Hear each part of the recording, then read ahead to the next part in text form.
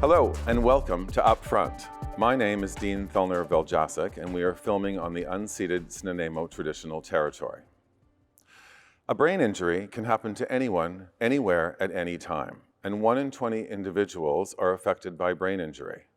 Today, I have the pleasure of sitting down with Kix Citton from the Nanaimo Brain Injury Society to talk about all things brain injury and how they can assist and help you return and recover from an injury.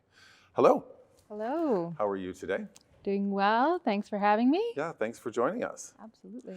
So the Nanaimo Brain Injury Society. What is the Nanaimo Brain Injury Society? So the Nanaimo Brain Injury Society, or NBIS for short, is a nonprofit charitable organization started by families in Nanaimo serving people with acquired brain injury. We've been in the community for 35 years, supporting individuals with brain injury and their families. Nice. So you are a low barrier clinic, right? But you'd still need to have a referral to access the clinic? People can self-refer. Absolutely. Yeah, so we have folks who are sent to us from the hospital, from support workers in the community, or their family members find us as well and can simply call us up, and we'll have a conversation, either meet their needs right away or do an intake with them. But it's a non-medical environment. Yes. So we provide the psychosocial support. So helping people navigate healthcare systems, getting them connected with information, resources, either inside our organization or in the community that helps them navigate life after brain injury. So what is an acquired brain injury? Like, what's the definition of a brain injury? So acquired brain injury is an umbrella term. And we follow the World Health Organization definition of acquired brain injury, which means something has happened to the brain 7 days after someone was born. So when we talk about acquired brain injury, we're not talking about a genetic condition or a disease process. And then we can separate that into either traumatic or non-traumatic. What's the difference between that? So if we think about traumatic brain injury, you can think about a force that has been applied outside of the body. So thinking about falls or motor vehicle accidents or assaults. So something has happened to a blow to the body or the head. Then if we look at the non-traumatic brain injury, it's often a process that happens internally. So stroke, an aneurysm. We can look at hypoxic or anoxic brain injury, which means there has been a lack of oxygen or a cutoff of oxygen to the brain. So that's the non-traumatic side. So would that fall under, let's say, addiction?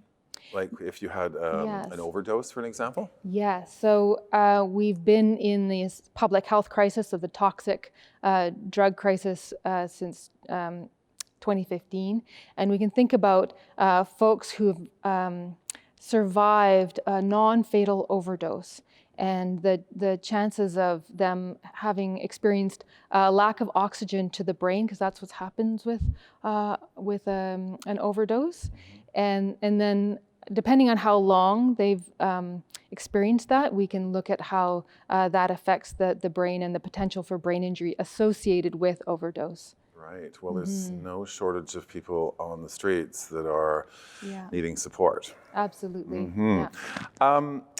Is it true that 50% of the homeless population has brain injury? Yeah, so according to the research, absolutely, we look at the homeless population and see that 50% are living with brain injury, and 75% of those folks experience a brain injury prior to becoming homeless.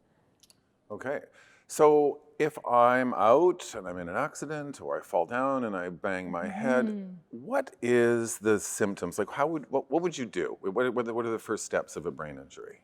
Yeah, so if someone has had a fall, especially older adults, even if they're they haven't hit their head, we want to make sure that people get medical attention, because sometimes experiences or symptoms of a brain injury may not become apparent right away. But we can think about if someone is appearing confused, or they might have some light sensitivity, they might have a headache or be really tired, but it's really important to seek medical attention. Yeah. Interesting. All right, so let's talk about your society and what you offer and how people can access these programs, right? So I want to talk about some of your services. Right, so your individual support, you have a community navigator program. Can you tell us about that? Yeah, so our direct client services, we call the Navigator program. And so that's when people come in, they meet with our client services support workers, and they get connected to resources, information according to their goals. So if someone comes in and they're looking for support around mental health, we'll try to get them connected to either support programs within our organization or out in the community. We also have a housing support worker, so if someone is needing support around housing, we can help them with housing applications or some income support applications, such as their persons with disability benefits. So we really meet the person where they're at and then work on an action plan according to their goals and their needs. And we're able to work with that person for as long as they need us. So sometimes that's a very short period of time, just getting them connected to resources, or it could be a longer period of time where there's more intensive case management. Well, I think it's important to clarify that no brain injury is the same. Like it's a very unique experience for each individual, right? You're going into it as a unique person, and the situation that you've gone through will be unique, yeah? Exactly, yeah. We could see the same injury, concussion, for example, but because of the person in the context of their life, they may experience those symptoms very differently, and they may have different access to resources and support, so their recovery can look very different. So I like to say, when you've met somebody with a brain injury, you've met somebody with a brain injury. It is very unique to the individual in the context of their life. So you have a life after brain injury program to help these individuals? Yeah, so it's a program where people learn tips and tricks and strategies for addressing the symptoms of brain injury. And one of the wonderful things that happens in that program is not only getting the information from the facilitator, but we also have one of our peer support volunteers who's there to offer that peer perspective, to offer the hard-earned lessons of the lived experience of brain injury.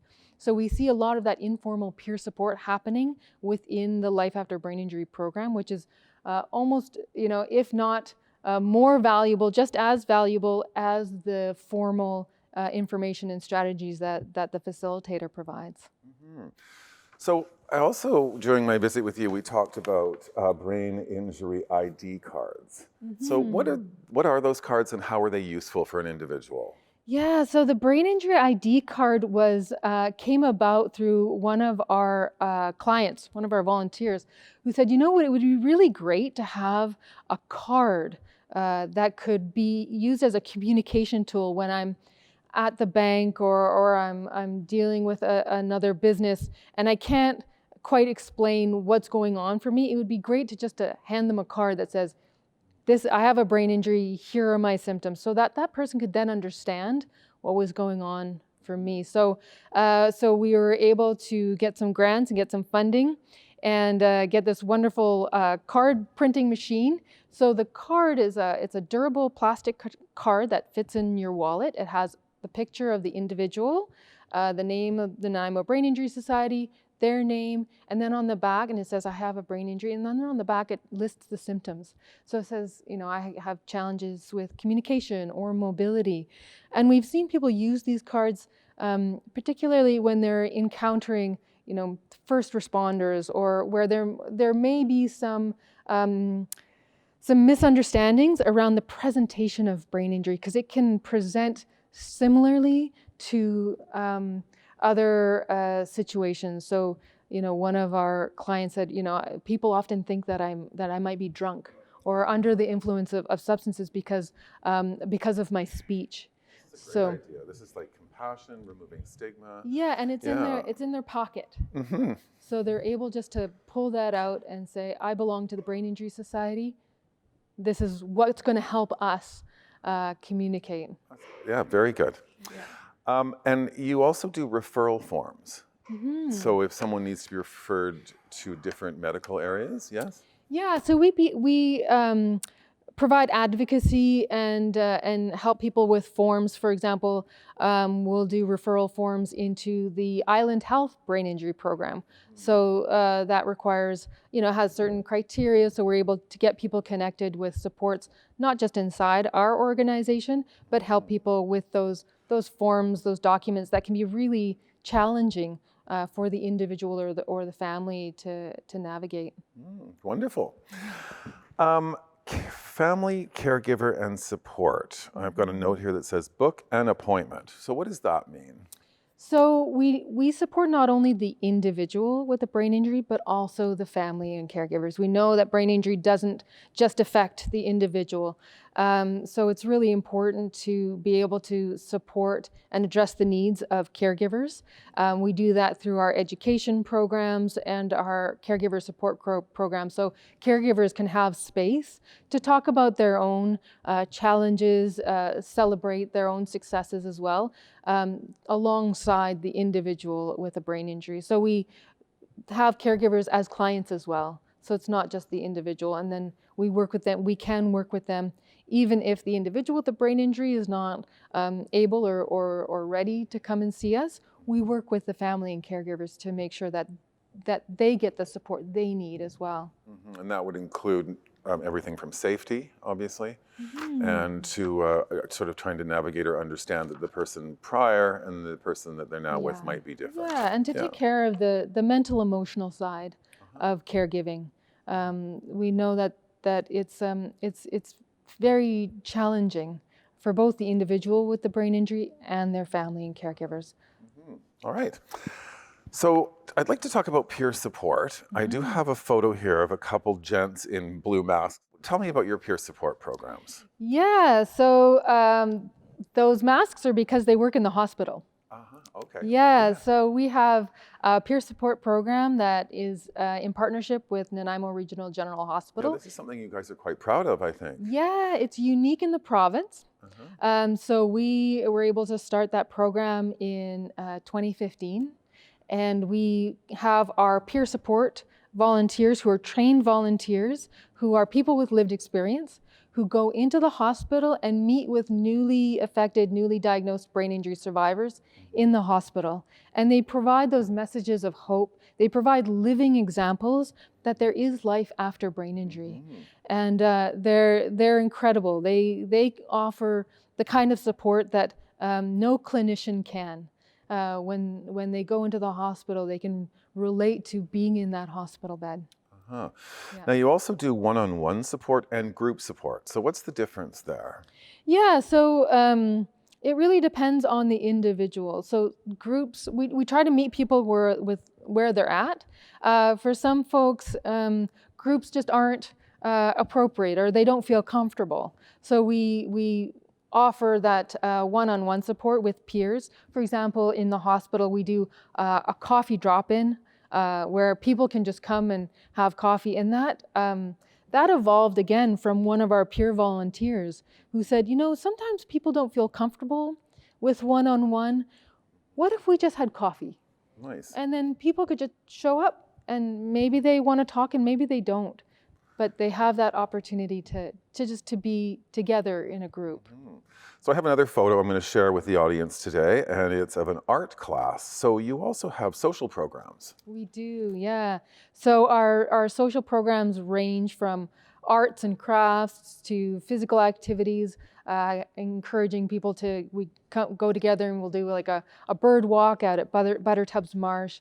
So it's an opportunity for people to try new things, learn new skills, but also again that social, emotional support of being amongst peers. And they've done some incredible projects. They've worked out at Habitat for Humanity and created macrame shelves and wonderful artwork like collages, and yeah, it's great. Now you have also education and prevention, right? So can you tell me about that? So our monthly education sessions range from everything from how to manage your finances after a brain injury, to looking at the mental health around grief and loss. So we offer those education sessions. We've done a lot of them virtually. Now we're moving back to in-person. I noticed you have community workshops. Yeah, exactly. Where we're trying to bring the most current information to people as well. We just had a wonderful workshop on the most current protocols around concussion for That's coaches. your Concussion 101 program? Our Concussion 101 is our school program. So that's some of our prevention work that we go into schools and teach kids about concussion. What does a concussion look like? What should they do if they or their friend has experienced a concussion? And then along with that is our Helmets for Kids initiative. Yes, I have a photo for Helmet for Kids here. Great. It's so cute, them all on the bikes here, right? Yes. Yeah, really important to ensure that safe play, understanding that we want to make sure that we teach kids to keep their brains safe when they're on those bicycles. So Bikes for Kids is a phenomenal program run by the Noack Mortgage Group, and they're volunteers that they give bikes out for free, and we ensure that every bike that goes out goes with a helmet so that people are staying safe while they're getting out there. Great. What is your educational symposium? Yeah, so our education symposiums have addressed some of the major issues around brain injury. So we've done big community dialogues around brain injury, mental health, and substance use, around intimate partner violence and brain injury. So bringing together researchers, clinicians, people with lived experience, community members to talk about what is the current research, what is the current practice, and what are the recommendations moving forward to improve care and quality of life for brain injury survivors and families. So we're really committed to not only addressing the downstream effects of brain injury, but looking at supporting the research so that we can change those policy and practices that really affect the lives of brain injury survivors and families. Great.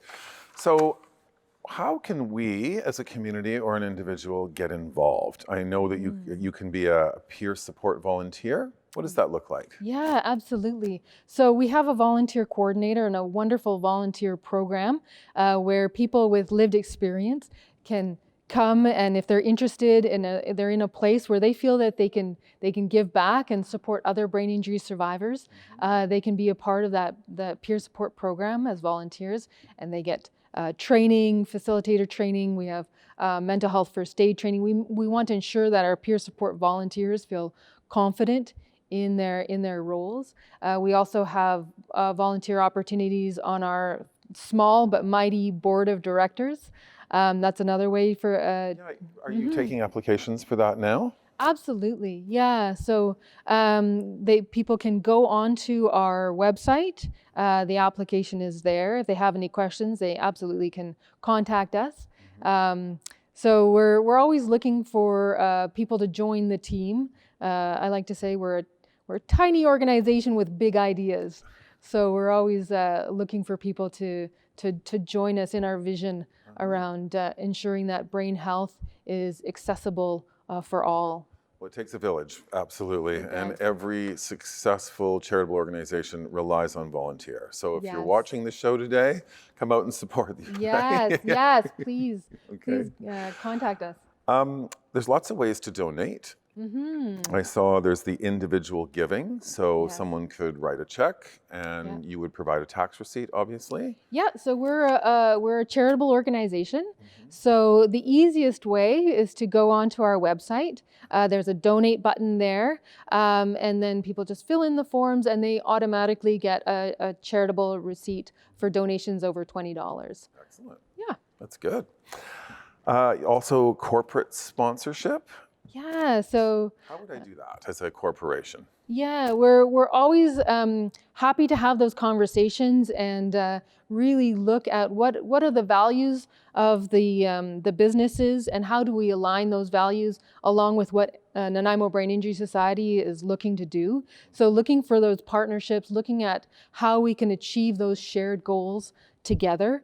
So we've had our bigger events where we've had wonderful sponsors come forward and support our events. We do have sponsorship packages, but we're certainly looking to really partner with businesses and organizations that want to work alongside of us to achieve great things for brain injury survivors.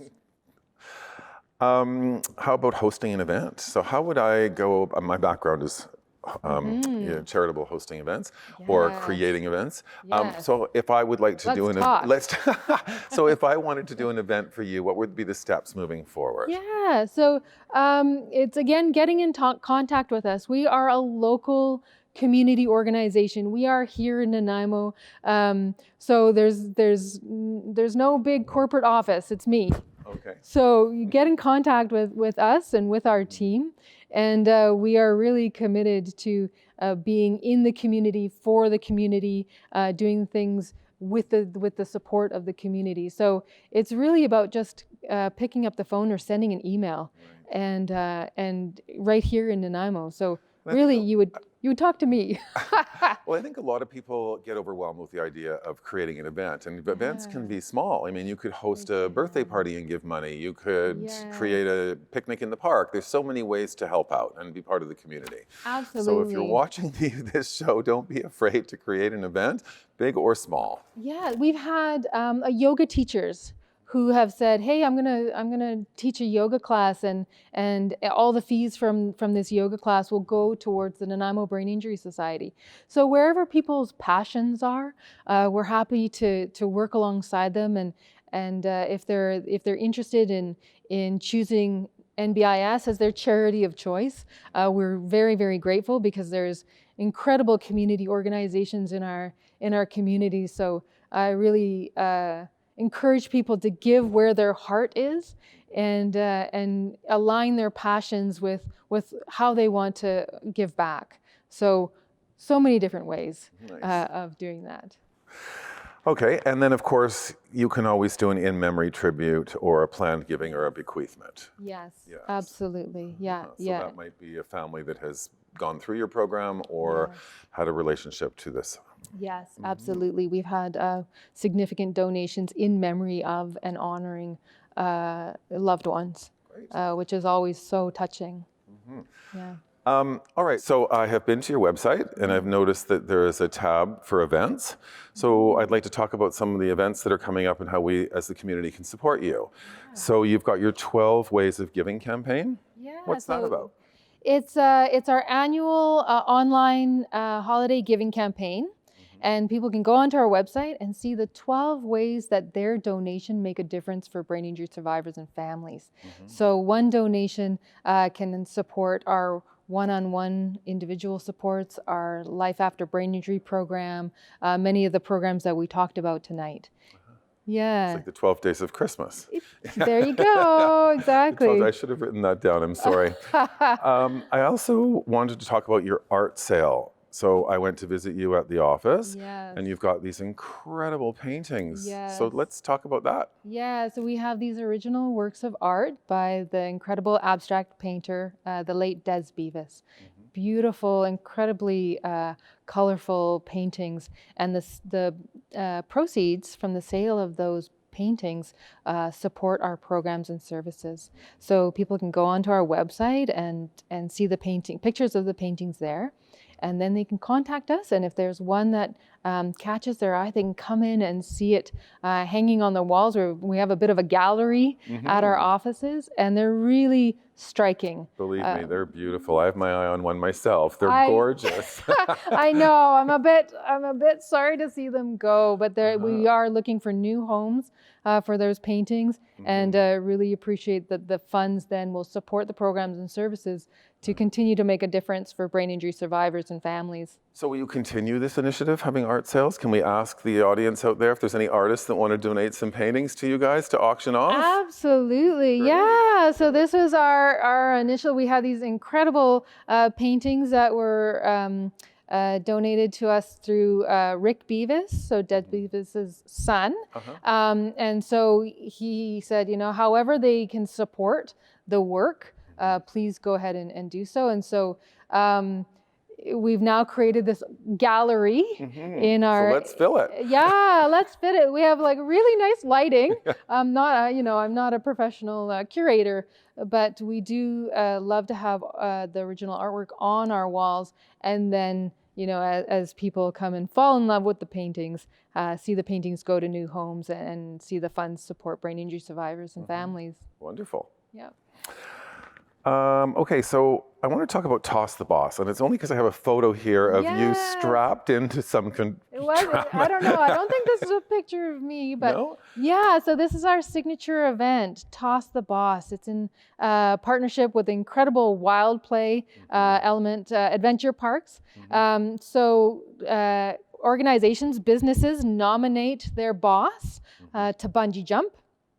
And you've done this? I've done this 3 years in a row. Oh my goodness. Yeah, it doesn't get easier. But so the boss takes a flying leap in support of brain injury survivors and families, and the team, the employees, rally around and fundraise a minimum of $1,000, but most of the teams go above and beyond.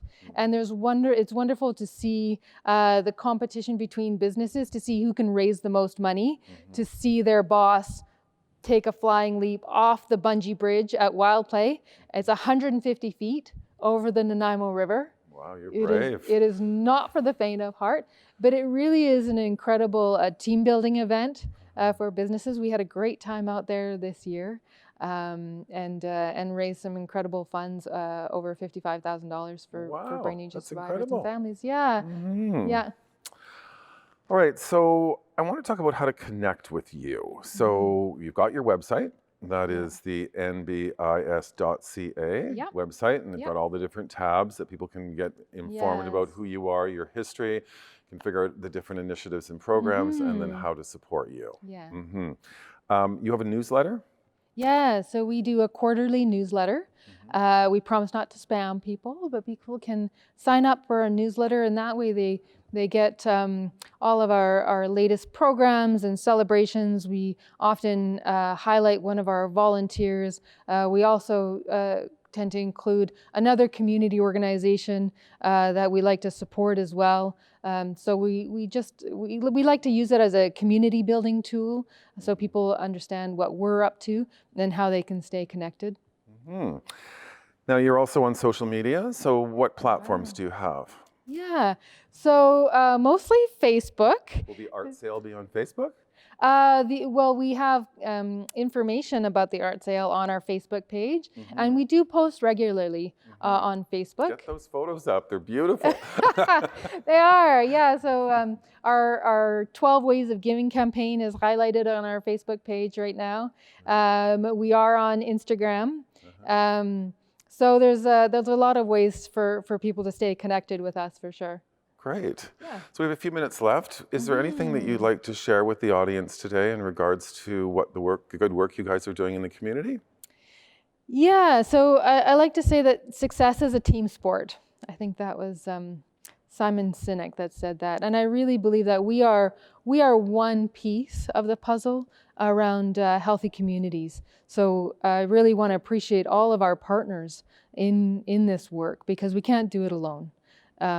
We're here to fly the flag for brain injury and brain injury survivors, but we certainly know that community organizations, our partners in government, in the private sector, and universities, we're all working towards that same goal.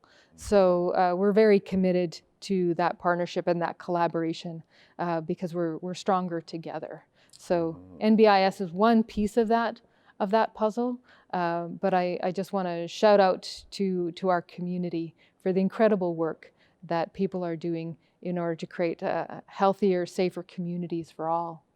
Well, in brain injury, it seems it's like expedited, like we're becoming more and more aware. It's being talked about more, and I can see that the advancements are great. Yeah, well, like you said, brain injury can happen to anyone, anywhere, anytime. When I give presentations, I ask people to put up their hands if they've either been affected themselves or know somebody with a brain injury, and 95% of the hands go up. My husband was a judo champ when he was in high school and had a tremendous amount of brain injuries just through training. And the difference between the resources that were available for him then compared to now is quite dramatic. Absolutely. Just in the last 10 years, we can just look at concussion. Right. You know, 10 years ago, we weren't talking about post-concussive syndrome or the kind of supports that people require in order to recover and return to their life after a brain injury. So we've seen incredible changes, and the research around on the brain and neuroscience is just growing in leaps and bounds. We have the incredible new brain injury research lab up at Vancouver Island University. So we're really excited about the advancements in not only in technology and medical, but also in the supports that we still desperately need for brain injury survivors and families. But we are moving forward together. Well, it's great to see even in a national sports arena, we've noticed that the care and the compassion and the insight that we're getting for brain injuries with sports athletes has completely changed. Yes. You know, my father was an NHL hockey player way back in the 50s. Yeah. And, you know, he saw a lot of his friends, their lives were destroyed because there wasn't not only the precautions for safety like helmets and equipment, but also the steps that were taken after the injury. Yeah, and we can learn from the success of the supports that are now in place, for example, professional athletes, and look at the populations that aren't getting those supports. For example, for every one NHL player with a concussion, there are 7,000 women across Canada with a concussion due to intimate partner violence. And we can see the supports that are required for that hockey player to return to sport, to return to function, to make sure that that person has everything they need in order to live a good life. And those supports simply aren't there for those women with concussions who are living in unsafe homes, who are also experiencing the symptoms of a brain injury and needing to keep their kids safe, needing to navigate new housing, needing to do all these things. So we can learn from the success, from the changes and the strides that we've made in one area, and apply those to the areas that there are still incredible gaps. So I'm very hopeful. Good. Hope is all compassion and hope. Regretfully, we are out of time. Kix, thank you so much for coming here today. Thank you for the opportunity. Yeah, Dean. for sure. I just really enjoyed speaking with you today. And to the audience, thank you so much for tuning in to UpFront. The Nanaimo Brain Injury Society can help you reclaim your life. Go to their website. It's an incredible society that's doing incredible work. It's December. It's the holiday season. The UpFront team would like to wish everyone a very happy, healthy holiday season. See you next year. Thank you.